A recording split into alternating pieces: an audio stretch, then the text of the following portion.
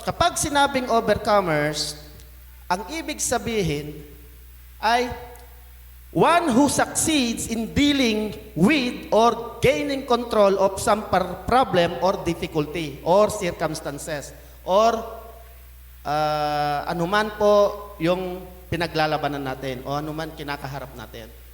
Di po ba?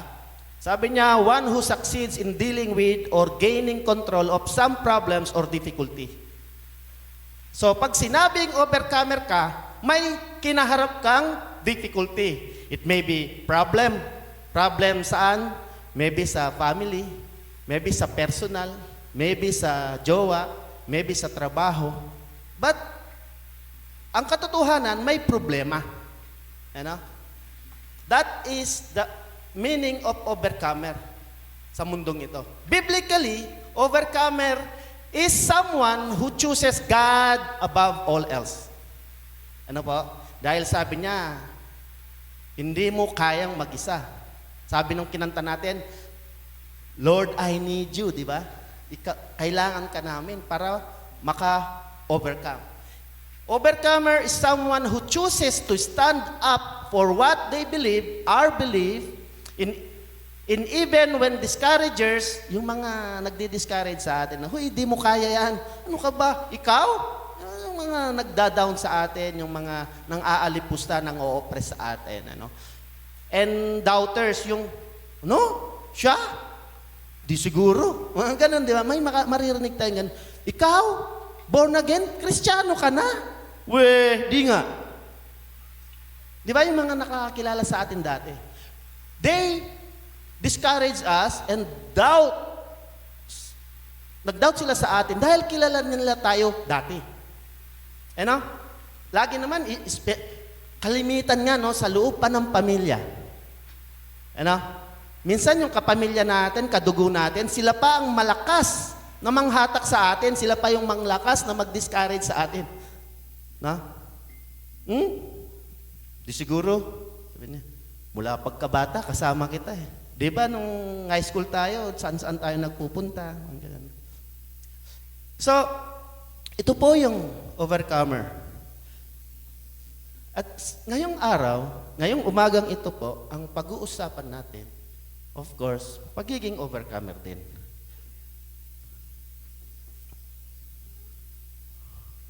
Standing up for what is right is never easy.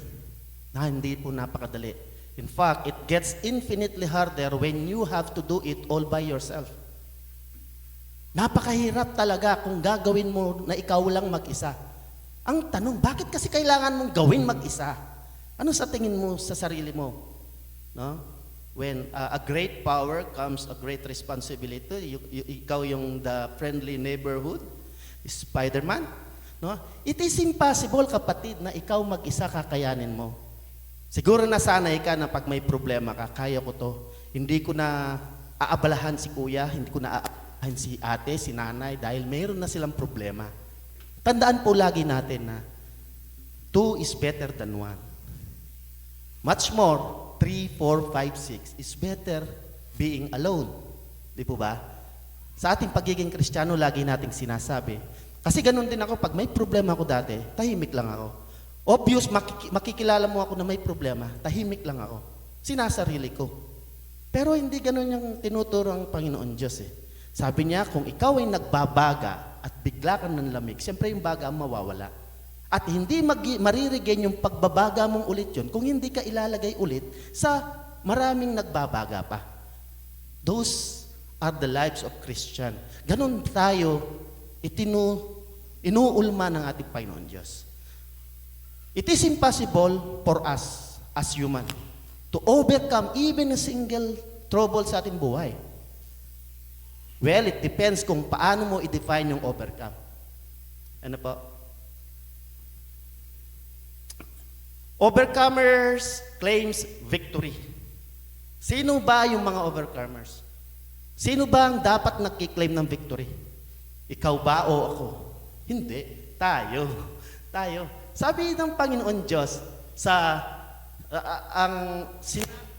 naturuan tayo na sabi sa atin, kapag yung bagay ay inuulit-ulit, Napaka-importante at binibigyan din. Kagaya nito sa 1 John 5:4 to 5 at inulit pa. 1 John 5:4-5 ang sabi, "For everyone who has been born of God overcomes the world." Di po ba? Sino daw? Everyone. Ano daw? Who have been born of God. Sino ba yung mga have been born of God? Tayo po yun. We are being born again. Of God, not of this world. Namatay na po yung dati na nabuhay dito sa mundong ito. And we have been born again of God through the Spirit of God. At ang sabi niya, kung sino man yun, will overcome the world. Ano po? Ang sabi pa niya, and this is the victory that has overcome the world. Ito po yung katagumpayan na ang victory that has overcome the world. Alin? Dahil, bakit? Of our faith, sa ating pananampalataya. Kanino? Ang sabi niya doon, who is that overcomes the world except that the one who believes that Jesus is the Son of God? Kayo po ba naniniwala kayo, nakikiisa kayo, that Jesus is the Son of God? Then you are an overcomer. Kung titingnan po natin, dito sa talatang ito, being an overcomer, sinabi niya sa atin na 3 beses na tayo'y overcomer. At ganun din sa bawat sinasabi niya na may problema. At anong ba yung problema? The world. Ito ang problema. Lagi nating sinasabi na, do not be conformed to the pattern of this world, but be transformed by the renewing of our mind. Ano ba problema dito sa mundo? Dito tayo nilagay ng Panginoon Diyos, di ba, sa mundong ito? Ibig sabihin, nilagay tayo sa problema? Hindi po. Dahil ang mundong ito, kagaya natin noon, ay ginawa ng Panginoon Diyos na maging kasangkapan ng kaligayahan niya. But then, as man being corrupted by sin, by Satan, na-corrupt na din po yung mundong ito. Dahil we tend to govern the world. That we tend to, di ba sabi niya, pangalagaan mo ang lupa, ang tubig, lahat ng akin nilalang. Ngunit yung nangangalaga ay nakurap ng demonyo. So, yung pinapangalagaan, dahil kurap yung nangangalaga, magiging kurap na din. Kaya sinabi niya, ang problema ay ang mundo. The world, sabi nga niya, yung nagahari dito sa mundo ba si Satan? Dati. Ano po? And Satan is the father of all sin. And the sin is the problem. So, the word equates to sin. Amen? Sino ba dito ang walang problema? Ang tanong. Siyempre, kaya nga lahat tayo overcomer kasi lahat tayo ay humaharap ng problema. Kung walang problema, paano ka magiging overcomer? Amen? So, sa ating problema, usually, or lahat ng pagkakataon, kapag may problema tayo, meron kaakibat ito na kapag may problema, anong dala-dala?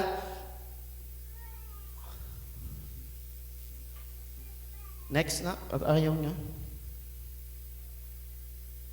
Ayun. By the way, yung title po natin, Overcomers. Coming over by faith. Ang pananagumpay daw ay dumarating sa pamamagitan ng pananampalataya. Naniniwala po ba kayo na lahat ng tao, masama at mabuti, ay may pananampalataya? The devils naniniwala sila na Jesus Christ is the Son of God. Pero lahat masama at hindi, may pananampalataya sa iba. Ano po?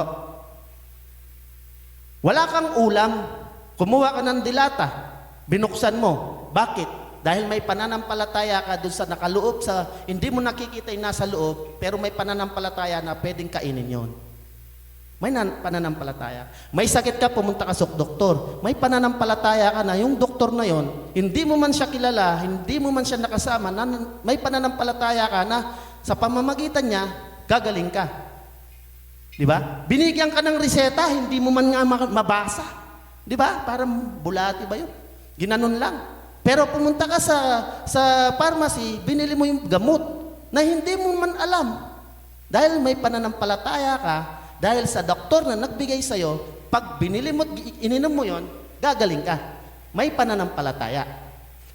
Kasi, yun po kasi yung tinuturo ng mundong ito. Na mananampalataya tayo sa lahat ng sitwasyon. Sa lahat ng sitwasyon, tinuruan tayo ng mundo, manampalataya tayo. Yun nga lang, ang tinuro sa atin, sa lahat ng sitwasyon, manampalataya ka, ngunit hindi niya tinuro na kay Jesus tayo manampalataya. Pero ang verse na to, tinuturuan tayo kung kanino tayo mananampalataya. Amen? So, coming over by faith to Jesus. Faith to Jesus. Yun po yung ano. Speaking of pananampalataya, no, maraming character sa Bible na pwedeng maging example how they become overcomer through faith to Jesus sa New Testament. But amazingly, no, distinctly, napakaganda nitong verse na to. No? Itong mga verse, mga tao na to, actually 4 sila pero 3 lang dito sinasabi dito ngayon. Sa Daniel 3:16 to 18. Basahin po natin na sabay-sabay. Meshach and Abednego answered and said to the king, O Nebuchadnezzar, we had no need to answer you in this matter. If this be so, our God whom we serve is able to deliver us from the burning fiery furnace, and he will deliver us out of the hand of king. But if not, be it known to you, O king, that we will not serve your gods or worship the golden image that you have set up. Bitin siya, para maano po tayo sa kwento. Ito po ay kwento ng panahon ng Babylonia, no? Na kung saan po na overcome po ng Babylonian ang mga Israelita. And po, the story begins with Nebuchadnezzar building an image of gold. Yung dahil po yung mga taong nito ay tapat sila sa kanilang Panginoon, sa loob ng isang araw nakikitaan sila ng pananampalataya. They worship their God. No? 3 beses isang araw, minsan lagi nilang nakikita at nagkaroon ng inggit dun sa mga leaders ng kaharian. At inudyukan ang haring si Nebuchadnezzar na magtayo sila ng golden image. 60 feet ang taas. At sinabi nila, kapag tutugtog ang babating-tingin yung sounds o yung harp, lahat ng tao ay kailangan sumamba. May worship dun sa image na yan. Ano po? So, ginawang batas, no? Once the music sounds, which were the signal for the people to bow down, everyone began to bow down. Everyone bowed except Shadrach, Meshach, and Abednego. Sabi niya dito, information their disobedience to King Nebuchadnezzar, expecting him to throw them into the fire. Nung pong nalaman ng hari na ang mga tao na to, si Shadrach, Meshach, and Abednego ay hindi sumusunod dun sa batas na sinasabi niya. Imaginein mo kung yung prince ngayon, sinabi niya, kada alas 3, lumabas kayo at sumamba. Sasamba ba kayo kada alas 3? Hindi, di ba? Gawin na lang alauna. Advance. Hindi po. Itong 3 ito, nakitaan sila ng steadfast in their faith. Ano? Dahil yun ang setup na ginawa ng mga naiinggit sa kanila, so ang hari ay lubos na naggalit at pinatawag sila. Kaya sinabi niya, lumuhod kayo. Bakit hindi kayo sumusunod sa aking batas, sa aking pinapanukala? Sabi niya, doon sinabi ng 3 nito, sinabi nila sa hari, sinagot nila, O Nebuchadnezzar, we have no need to answer you in this matter. No? Dahil alam nila. Ang ibig ko pong sabihin dito, ang 3 ito, kadmukha natin ay mananampalataya. Maybe they don't know about Jesus that time. But Jesus existed even before the foundation of this earth. Nandun na siya sa simula pa lang. Amen? So mga kapatid, bilang mananampalataya tayo sa ating buhay, may kanya-kanya tayong mga problema. May kanya-kanya tayong mga suliranin na kinakaharap. May mga takot po tayo sa ating buhay. The problem is the world, which tempts us to forget who we really are and whose we are and to live beneath our privilege. Minsan, di ba, alam natin that we are children of God. Our Father is God who owns everything. No? Our Father is the almighty, powerful God who created everything by saying the word. Tayo ay tagapagmana niya. But the word, which is the problem, want to corrupt our mind. The problem drags fear into our life. Kapag may problema tayo mga kapatid, di ba, pag may problema tayo, natatakot tayo. Kasi, bakit? Halimbawa, may problema ka, natatakot ka na hiwalayan ka ng asawa mo. Problema itong malaki. Natatakot ka na wala kang pang-enroll. Problema itong malaki. Paano ka matatapos ng pag-aaral? No? Problems drags fear into our life. Kung hindi nawawala ang problema, ibig sabihin, hindi rin nawawala ang fear. Although sinabihan tayo, do not fear. Di ba? Ng Panginoon Diyos. Pero alam niyo ba mga kapatid, ang sabi niya, fear does not come from God, but courage. Di ba? Pero sabi niya, the beginning of all wisdom. No? Fear of the Lord is the beginning of all wisdom. So, ibig sabihin mga kapatid, nandyan ang fear. Ang problema lang sa tao dahil nakorrupt tayo ng mundong ito, ang fear na meron tayo, dapat may basis. Basis of God, of our faith. Dapat meron, hindi nawawala yung fear natin. Kung halimbawa, natatakot ka na hiwalayan ka ng jowa mo, anong gagawin mo? Dapat alam mo kung paano yung kapamaraanan na hindi ka hiwalayan. No? Dapat yung fear na yon mag-udyok sa'yo at magturo sa'yo, magbigay ng wisdom kung paano mo mapaglalabanan. At walang ibang fear na dapat mong panghawakan ay yung fear na maka-Diyos, na makalangit. A divine fear of the Lord na magbibigay sa atin ng wisdom at kapamaraanan upang ma-overcome natin yung problem. Amen? So, dapat our fear will be anchored in the truth. The truth that give us wisdom. The truth of Jesus Christ.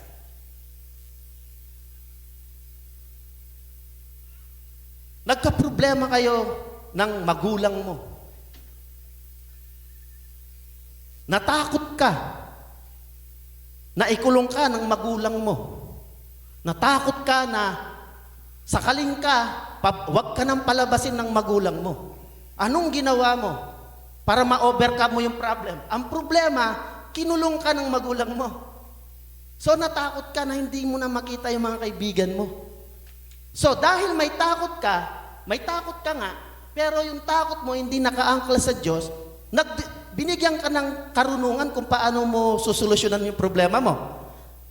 Tatakas ako, sisirahin ko yung bintana at doon ako dadaan. Naslutas mo yung problema mo, nakalabas ka.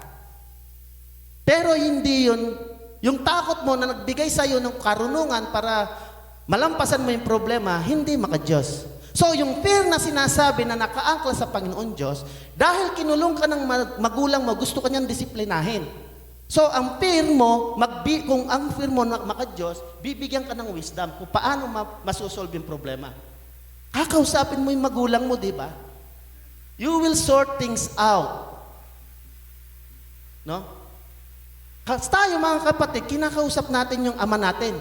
Ama natin nasa Diyos. Yun ang gusto niya eh. Di ba nagkakaroon tayo ng commitment sa Kanya? Di ba pag humihingi tayo ng mga kasalanan, sinasabi natin, Lord, hindi ko na po ulitin. Di ba? It is yung commitment natin sa ating Panginoon Diyos. Kung ang magulang mo kinulong ka at nag-usap kayo at nangako ka sa kanya, hindi ka susunod ka sa kanya, hindi mo siya bibigyan ng problema, palagay mo kukulong ka pa ng magulang mo? Hindi na siguro. So, ibig sabihin, kung yung takot natin, dala ng problema, ay maaangkla sa katotohanan, the truth na nanggagaling kay Jesus, bibigyan niya tayo ng wisdom how to overcome the problem. Even nga, bibigyan tayo ng mga solusyon, mga equipment and tools how to solve this problem. Amen? The word of the anchor is tested by a storm.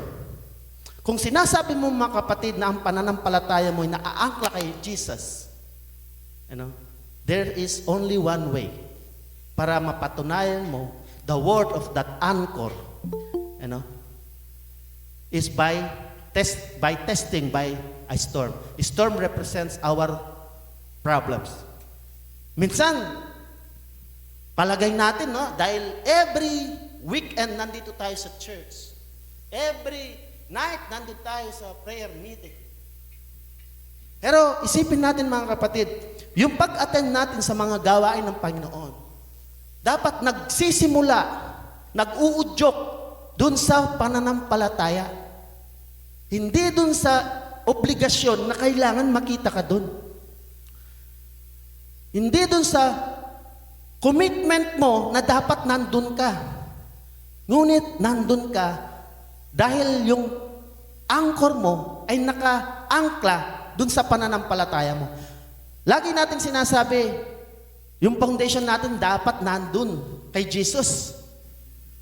Our faith should be anchored in the truth kay Jesus. Totoo po yun. Pero tingnan mo kung hindi pa mas mainam kung yung anchor mo si Jesus. Amen? Kung yung mismong anchor mo ay si Jesus mismo. No? Pumunta tayo ngayon dito sa church, hindi para kumanta lang. Hindi para makinig lang ng word. Dapat yung anchor na gusto nating niigang Panginoon Diyos. Gusto natin ma-experience si Lord. Although ma-experience natin kahit saan. Pero ang sinabi niya, sabi ng Panginoon Diyos, na magsama-sama ang mga mananampalataya. Kaya tayo nandito.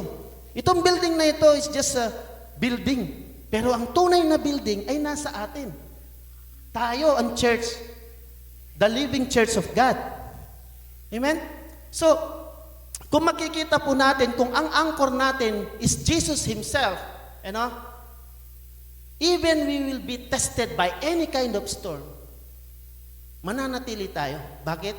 Ang anchor mo si Jesus . Ibig sabihin, hindi ka kumakapit kay Jesus, ngunit ang Panginoon Diyos ay bumabalot sa'yo. Di ba nasa iyo ang banal na Espiritu and Jesus lives in you? And Jesus is our anchor. Hindi na natin kailangan umabot o kumapit. No?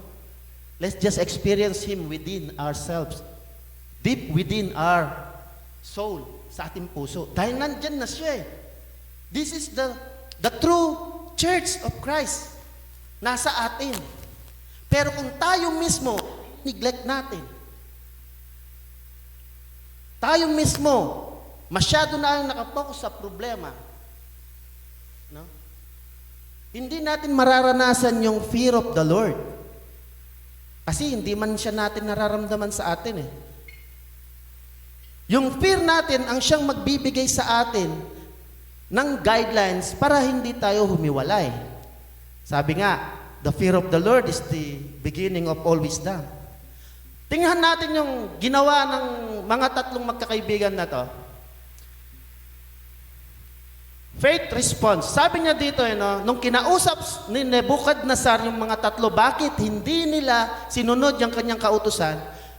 Ang sinabi nila, "O Nebuchadnezzar, we have no need to answer you in this matter." Gusto kasi ni Nebuchadnezzar, sumunod sila at talikuran yung pananampalataya nila.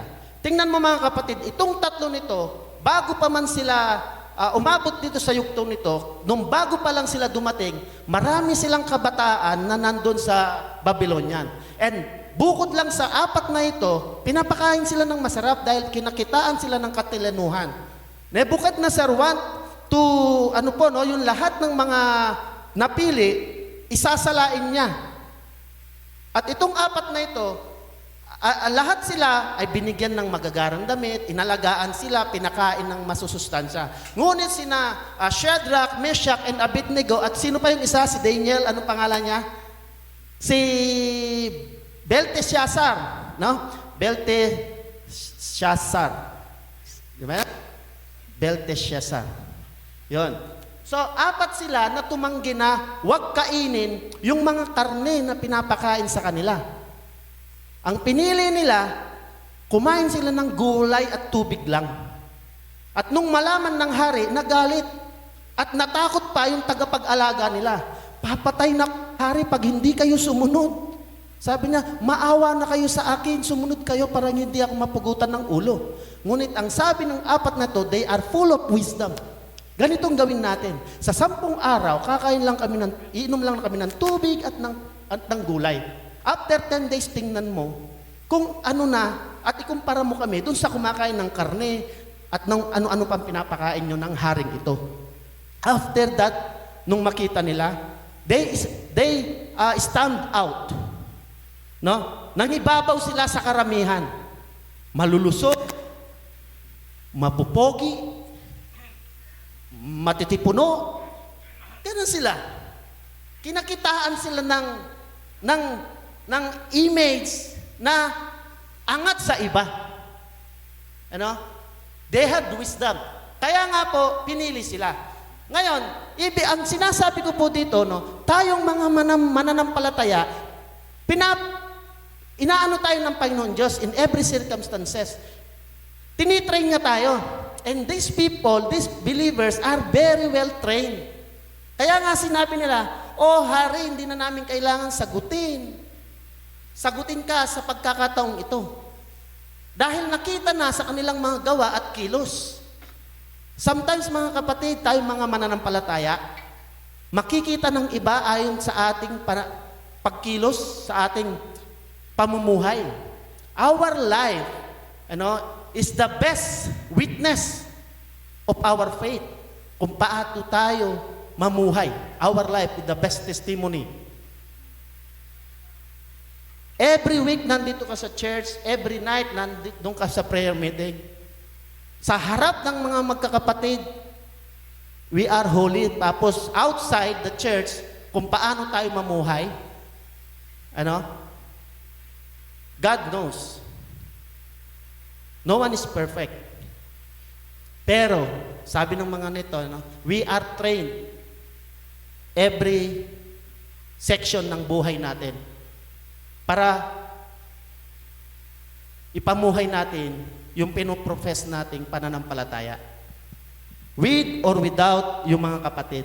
Because God is always there to find out. So faith responds. Hindi man sila magsalita, na ipakita nila ang kanilang pananampalataya sa haring ito. In fact, hindi po lalong nagalit ang hari at pinainit pa niya ng 7 beses yung pugon kung saan sila kaparusahan ay itatapon doon. So, minsan yung pananampalataya natin, sumasagot sa lahat ng sitwasyon natin. God is answering. God is working. Minsan nga, di ba yung kanta, paano ba yung kanta? Even though it seems we don't see it, we don't feel it, God is working. Wag mong sabihin, wag mong ikanta yung kinanta ni Gary Valenciano, natutulog ba ang Diyos? Wag mo nang tanungin si Lord. Dahil ang Diyos, hindi kanya kinakalimutan. Amen? Kapatid, anuman yung kinakaharap mong problema, be it in your financial, be it in your trabaho, in your family, in your wife. Minsan, mga lalaki, tanong ko lang, kapag yung asawa niyong babae, change the topic pala. Ibig ko sabihin, Huwag kang pumunta sa rooftop. Kung may sasakyan ka at may aircon, ito yan na. Ibig ko sabihin mga kapatid, yung pananampalataya natin speaks para sa atin. God, ang pananampalataya natin sa ating Diyos, ang siyang nag-uudyok para kumilos siya sa buhay. Di ba sabi niya, He listens to the voice ng mga believer. Di ba? At sinabi din niya na inililis niya ang kanyang tenga sa mga hindi sumusunod sa kanyang mga salita. Di ba? So, dun sa verse natin kanina, the word is the problem. So, sa verse na to, may tatlo nga pala, the problem. Yung una, sa verse na to, sinasabi to become an overcomer. Sa buhay ng mananagumpay, laging may problema. Ganon din, sa buhay ng mananampalataya, laging may hope. Ano yung hope? It's the promise ng Panginoon Diyos.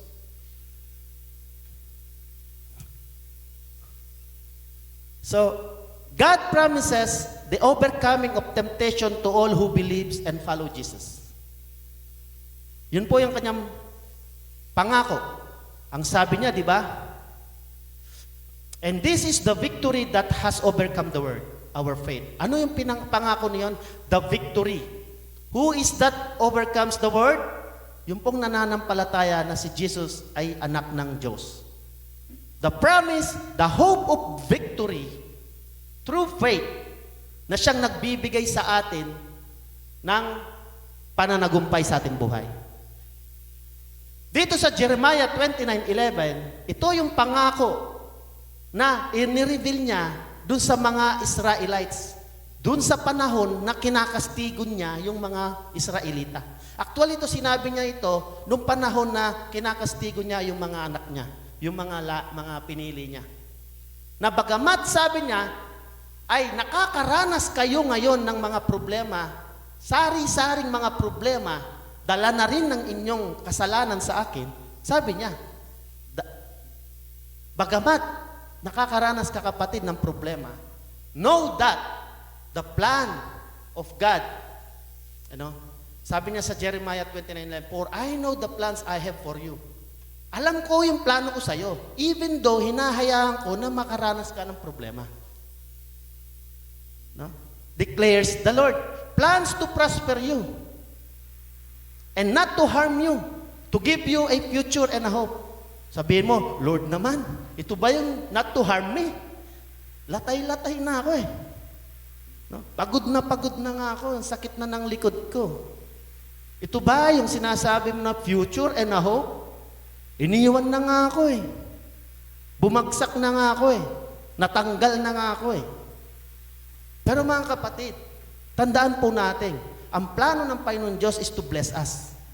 And blessing comes in a much napakalawak ng pagpapala. Ang problema, the Word taught us in a limited, yung blessing ay napaka-iksi lang ng daan. Napaka-limited lang na sinasabi ng mundo sa atin, blessing, pagpapala, pera, kayamanan, kapangyarihan. Yun ang blessing. Pero hindi mga kapatid. Yung blessing ay kung saan nararanasan mo ang Panginoon, yung kanyang presensya. Amen? Yung blessing ay yung katotohanan na ang presensya ng Diyos ay nananatili sa iyo. Ang problema, we are being blinded ng mundong ito. Hindi natin makita. And we are being numb sa sitwasyon, sa circumstances na meron tayo. Kaya hindi natin nararamdaman that Jesus, hindi na natin siya kailangan hanapin kung saan. Because ang sabi ng Panginoon Diyos, if you remain in me and my word remain in you, nananatili ang presensya ng Panginoon sa atin. At lahat ng hingin natin sa ngalan ng kanyang anak na si Kristo Jesus, ang ating amang nasa langit, nandun siya sa kanyang trono, naririnig tayo, di po ba? The problem ay yung numbness, yung blindness natin na gawa ng mundong ito. Kaya nga sabi niya talaga, to be transformed, first you have to renew your mind. Yung perspective natin.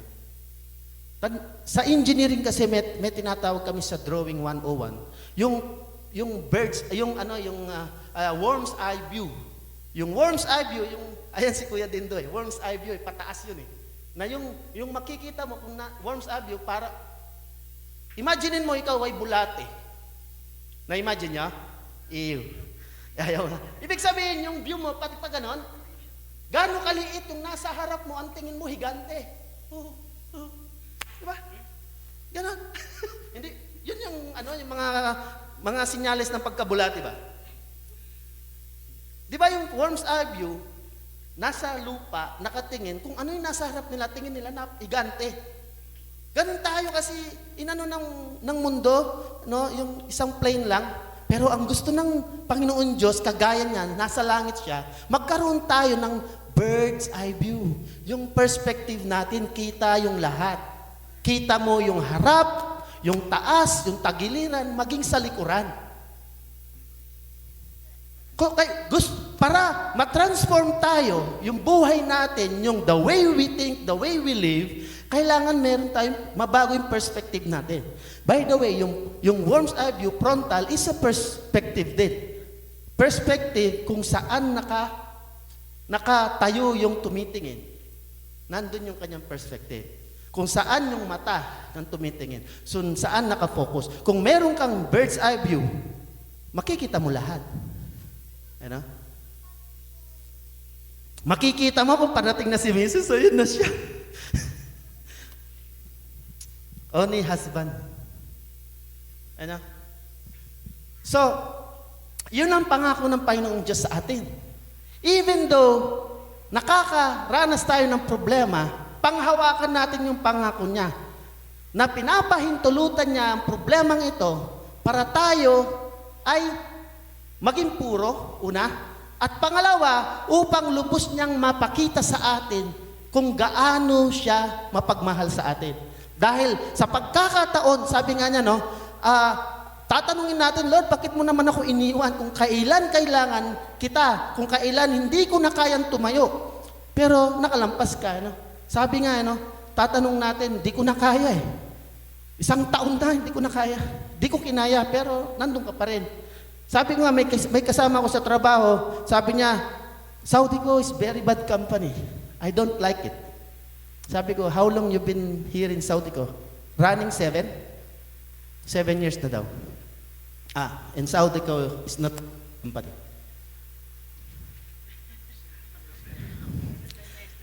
Kasi nga yung sa Saudico, 10 hours yung duty namin. No pay yung overtime, kahit na maglupasay ka magdamag. Pero, sabi ko, it's a blessing na mayroon tayong trabaho. Ngayon, it will not be a blessing to you kung habang nagtatrabaho ka, punong-puno ng paano ba yung galit sa kumpanya mo, paano mo ma-enjoy, Anyway, sa ating pamumuhay, kahit gaano man po pinagdadaanan natin, there is a promise mula sa ating Panginoon. A brighter promise, a good promise, Ang sabi niya, tingnan niyo po yung pangako nila, yung sa tagpo ng mga tatlong ito. Nung sinabi nila kay Nebuchadnezzar na ganun nga, sabi nila, but if not, be it known to you, O King, that we will not serve your God or worship the golden image that you have set up. Ano man yung kinakaharap natin ng problema, yung faith natin hindi dapat nako-compromise. Minsan kasi, pag nasasaktan tayo, may faith tayo pag nasasaktan tayo, nangibabaw na yung emosyon. Yung emosyon na masakit. Nagbabago na yung pinopropess natin.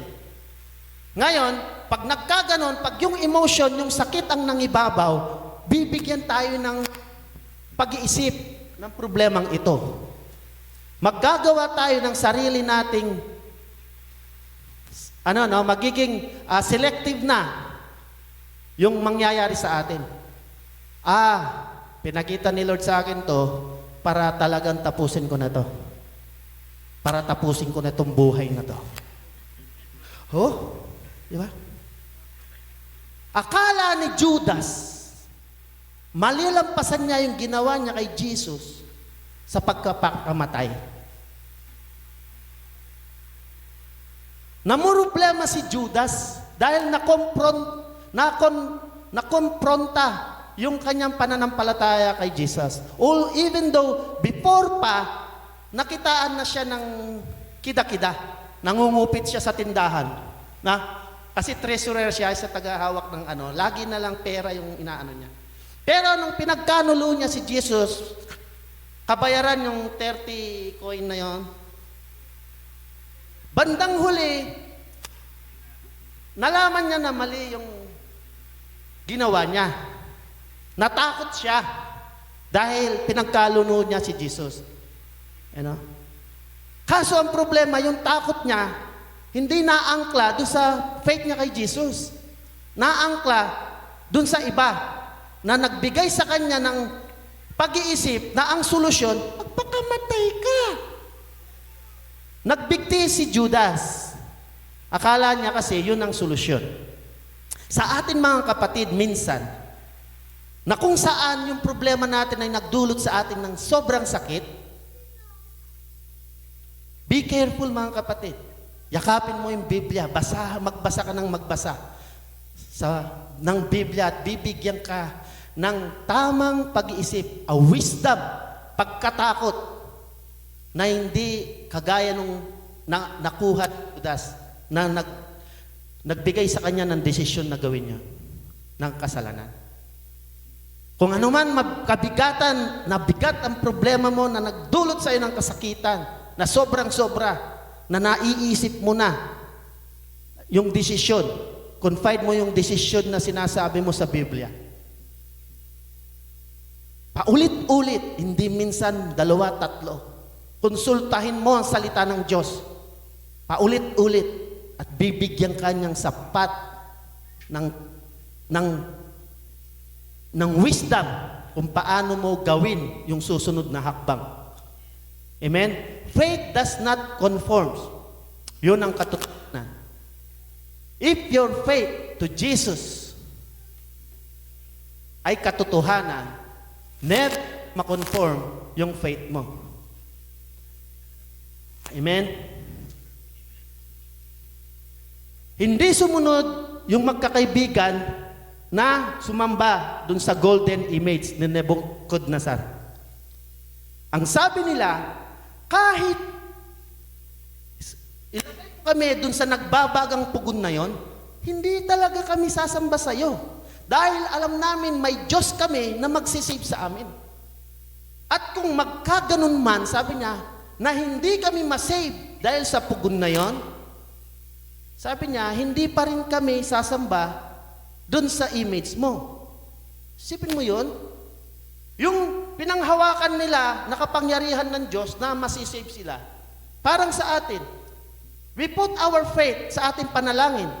We kneel down before God every hour, every night. Pero hindi binigay yung sa atin yung panalangin natin. Will your faith be confronted pala? Minsan, kapag hindi natin natanggap yung hinihingi natin, yung nampalataya natin, nakokompromiso. Nung bata po ako, ganito yung ugali ko, eksaktong-eksakto. May pananampalataya ako sa aking magulang, grade 4 ako. Sabi ko, Nay, sama ako ng Boy Scout Jamboree. Hindi ako pinayagan ng nanay ko. Anong ginawa ko? Kahit may faith ako sa kanya, sige, kung hindi mo papayagan, kinalbo ko yung sarili ko. Grade 4. Nung second year high school ako, sabi ko sa ate ko, manggugupit sa ate ko, Te, gupitan mo naman ako. Sabi, busy ako. Pag di ka na busy. Tapos nung makita ko, ginupitan niya lahat yung kaibigan niya. Gumabi na, hating gabi, hindi niya ako ginupitan. Kinaumaga, nakita niya ako, kalbo ako. Pasukan, unang araw ng pasukan sa eskwela. Umiyak siya, bakit mo kinalbo yung sarili mo? Ganun kasi ako eh. May faith ako sa ate ko na dahil unang araw ng eskwelahan, pagagwapuhan niya ako, yung bibigyan niya ako ng, yung uso pa nun, yung may bangs, yung malaromnik sarmenta nun, yung ganyan. Hindi niya ako ginupit. First day of classes. Kalbo ako. Sabi ng teacher ko, si Madam Salonga, uy, doon ka sa sulok. Membro kaya ata ng Tirtir Gang. Sipin mo yun, ang payat-payat ko tapos kalbo ako. Para membro daw ako ng Tirtir Gang. Yung Tira-Tira Gang. Mga kapatid, ibig ko sabihin, sa bawat isa sa atin may pananampalataya sa Panginoon Diyos. Huwag mong hahayaan na ang pananampalatayang ito ay makumpronta dahil sa sakit na yung nararanasan, dala ng problema. Kung nararamdaman mo ang sakit habang sabi niya, huwag kang magdesisyon kung punong-puno ng sakit ang iyong kalooban. Huwag ka munang magsalita, kapatid. Sabi niya, ang mainam na gawin, ikumpronta mo sa Panginoon Diyos sa kanyang salita. Yung nararanasan mo. At bibigyan kanya ng takong wisdom kung paano mo buksan yung sa iyong bibig. Tungo, at sigurado, di ba? The truth will set you free. Pero hinay-hinay naman. Nakita mo na, di ba? Ang pagsasabi ng katotohanan ay hindi sa bawat sitwasyon. Dapat tingnan natin. Wisdom, sabing wisdom. Ang problema, masasabi natin yung wisdom yung ginawa kapag nangyari na yung ginawa mo.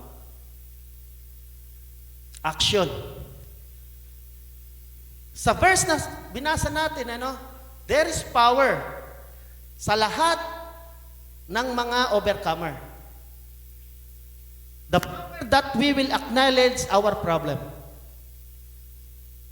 The power that enables us to realize the promise of God. And the power to be overcomers. Faith, sabi nga, is the key to overcoming the world. Taming pananampalataya lang. Ayan, sabi niya, our faith. And this is the victory that has overcome the world. Our faith, our faith. Paulit-ulit natin inano. Sa Daniel 17, dito po yun, faith is rooted in the power of God. Kung yung faith mo is rooted dun sa ate mo, na akala mo gugupitan ka first day of your class, at hindi nangyari yun, madidisappoint ka.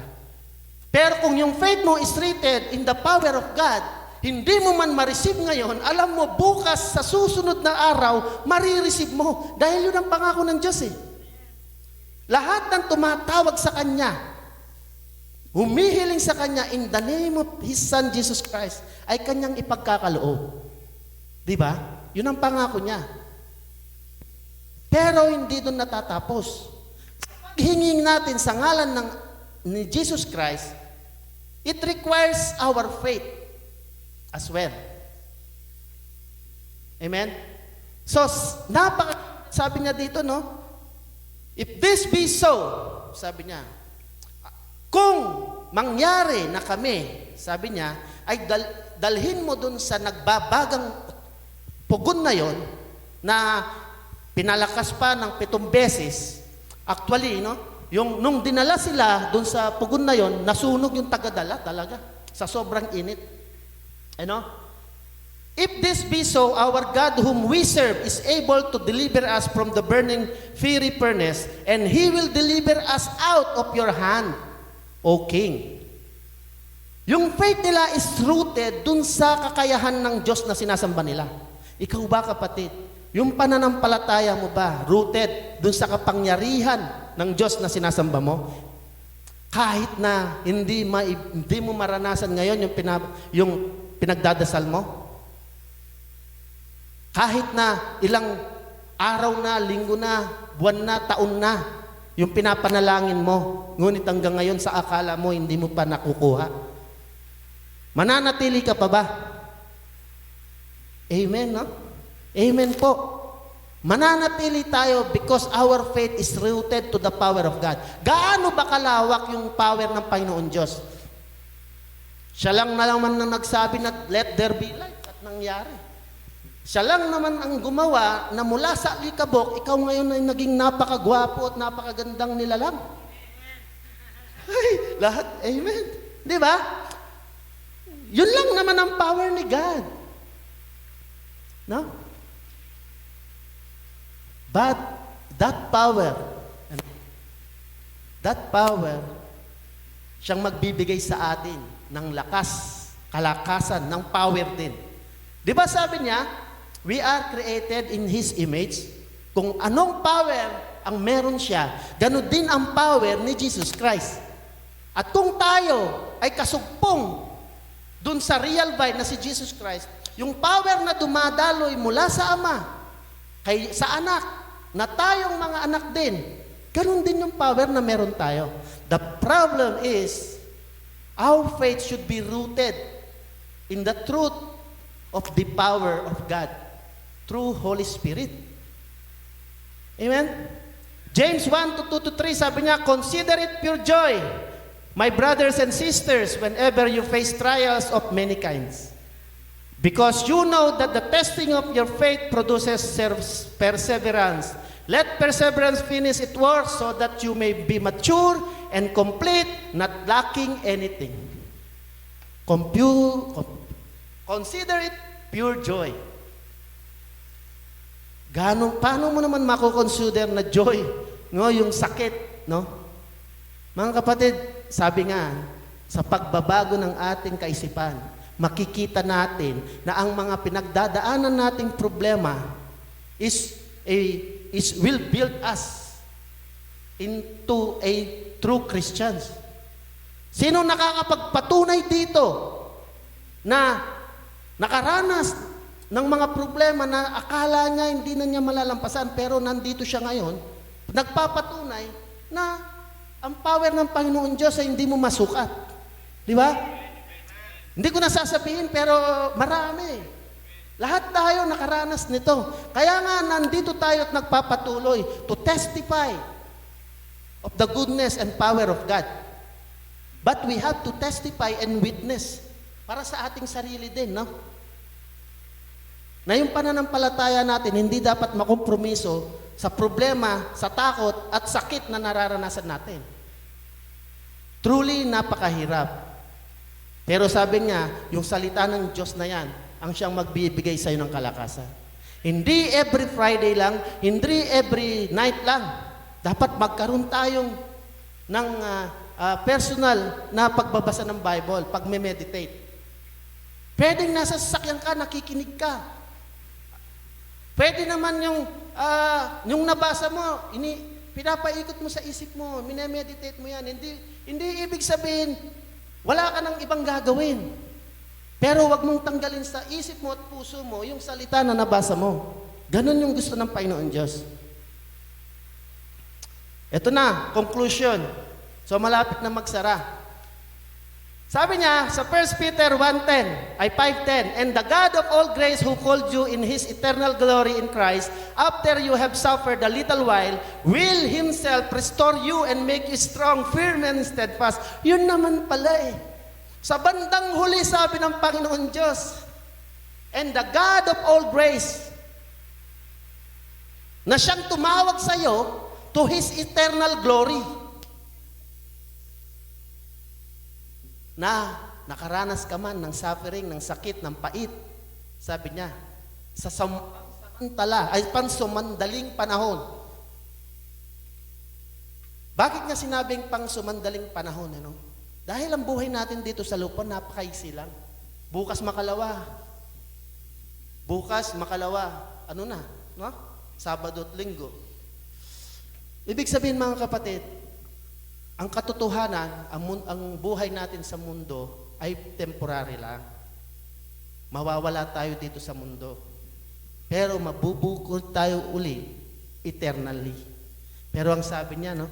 After you have suffered a little while, will Himself, sabi niya, will Himself, siya mismo, no? Restore you. I-restore ng Panginoon Diyos. Kung nasaktan ka, kung nawalan ka, ibabalik sa iyo ng Panginoon Diyos yun. Kung and make you strong. At palalakasin ka, magpapatatag sa iyo. Paano? Na kung dumating ulit yung circumstance sa buhay natin, malakas na tayo. No? We are prepared. Ganun ang naranasan ng tatlo. They were prepared dun sa naranasan nila nakaraan. Huwag naman mga kapatid na bawat problema natin kinakaharap ay parang first time tayo. Naranasan na natin yun noon. Sa pangalawa, dapat prepared na tayo. No? Dapat matatag na tayo. Yun ang pangako ng Panginoong Hesus. Amen? So, mga kapatid, lagi natin tandaan, ang problema ay kaagapay ng buhay na ito. Ang problema ay may dalang takot sa atin at pangamba. And let that fear be anchored in the truth na mayroong pag-asa through Christ Jesus na magsisave sa atin. At huwag yung anchored kung kani-kanino. Dahil if our fear will be anchored maliban kay Jesus, bibigyan tayo ng kaisipan na hindi maganda. Amen? So, in every overcomer, there will always be a problem. In every overcomer, meron panghahawakan tayong, ano yon? Power. Power and promise. Dahil may pangako ang Panginoon Diyos. At every overcomer, hindi niya sa sarili lang niya, but by the help of His God, who is powerful and mighty. Amen? Let us all stand, mga kapatid. Hallelujah. Hallelujah, amang nasa langit. Sa pagkakataong ito, Panginoon Diyos, lubos po kaming nagpapasalamat sa mga salita mo na ibinaba sa umagang ito. Lord, truly, di po namin kaya. Hindi namin kaya without your help, Lord God. Hindi kami magiging matagumpay even sa harap ng pinakamaliit na problema kung mawawala ka sa amin. At the end, Panginoon Diyos, kami ay mapupunta sa ilang. Kami ay maliligaw. Lord, maraming salamat sa iyong mga salita na nagsisilbing gabay, nagsisilbing patnubay namin sa bawat yugto ng aming buhay, especially, O Lord God, kung ang aming pananampalataya, pag ang aming buhay ay umaharap ng mga problema. Lord, alam po namin that the end is near at ang mga senyales na nakikita namin ay nangyayari na according to your book. Lord, we need you more than ever. Ngayon, bukas at magpakailanman, Lord, dalangin namin na maabutan mo kami na malakas, nakatayo at handa. Panginoon Diyos, di namin kaya ito kung wala ka, kung wala ang iyong patnubay. Lord, narito ang iyong mga anak, mga kaluluwa, na patuloy na umaasa sa iyong mayamang grasya, mayamang habag at pag-ibig. You die once para sa amin. Help us to live para sa iyo. Lord, it is my personal prayer, Lord God, sa aking mga kapatid, sa aking mga sisters, brothers, dito sa simbahan ito at sa online. Anuman, Panginoon Diyos, ang aming problemang kinakaharap na nagdudulot ng sakit, matinding sakit sa aming puso, nagbibigay ng takot sa amin. Lord, hayaan mo ang iyong salita ngayon ang magbigay ng kaliwanagan, ng wisdom kung ano susunod naming hakbangin. Lord, kayo ang kumilos sa buhay ko. Kayo, O Lord God, ang magpangyari sa plano nyo. At hindi ang plano ko, Lord God. Let your will, O Lord God, sa aking buhay, ang siyang mangyari according to your promises, O Lord God. That you know your plan for me. A plan to give me a hope and a future. Along, together with my loved ones.